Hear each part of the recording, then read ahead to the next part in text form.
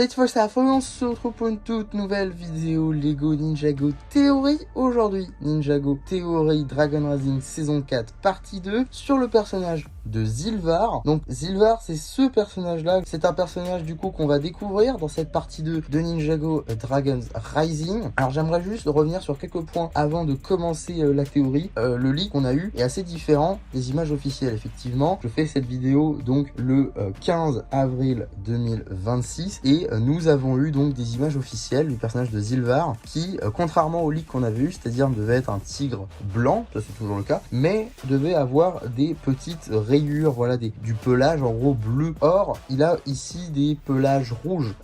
Voilà, ça diffère un petit peu, ça peut peut-être aussi changer un petit peu la théorie, mais c'est pas grave, on va quand même continuer en prenant ça en compte. Tout d'abord, il faut reparler du personnage de Lordraz. Lordraz donc est un tigre de la tribu des tigres de Chima. Donc effectivement, il vient du même royaume que Chima et toute la série qu'on a pu voir là-bas. Il vient également aussi du même royaume où évolue Zantans par exemple. Donc voilà, il y a plein de personnages de Dragon Rising qui proviennent de ce royaume-là, dont du coup le personnage de Lordraz, qui est donc un tigre, encore une fois, et son pelage change en fonction de ses émotions, mais également en fonction de la lune de sang. Effectivement, la lune de sang a un effet sur son pelage qui du coup va changer ses rayures pour des rayures rouges, alors qu'à la base il a des rayures roses. Donc le pelage ne veut pas forcément dire grand chose, en tout cas ces petites rayures ne veulent pas dire grand chose chez les tigres du royaume de Chima. Ça peut varier selon qu'est-ce qui se passe, d'autant que on voit aujourd'hui Lordraz par exemple a toujours ces petites rayures rouges alors qu'il est en colère du coup depuis la saison 3. C'est pour vous dire à quel point les rayures ne veulent pas dire grand chose finalement. Ensuite, pour revenir sur le personnage de Zilvar, on a donc eu enfin des images de ce personnage là qui effectivement ressemble grandement au personnage de Lordraz, avec du coup la même tête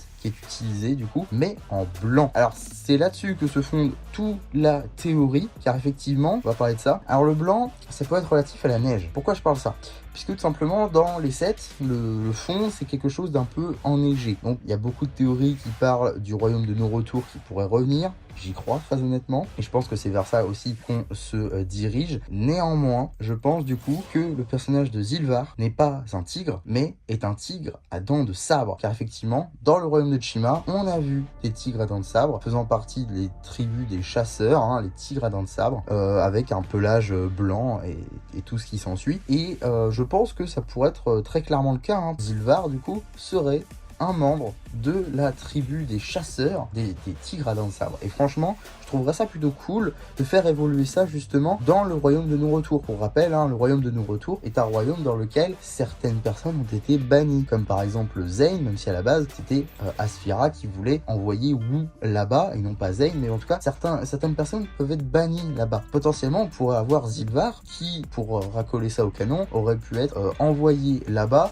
non pas exilé, non pas comme une punition, mais pour le sauver, pourquoi pas, de la tuerie des 5 bannis. Puisqu'on le sait maintenant, normalement, les 5 bannis ont éradiqué certaines tribus des chasseurs de Chima.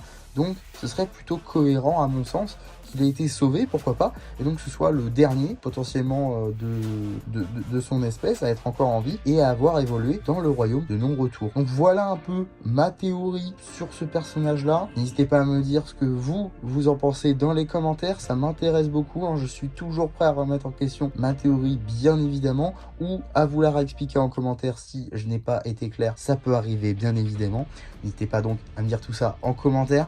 N'hésitez pas non plus à liker la vidéo, à vous abonner, c'est super important.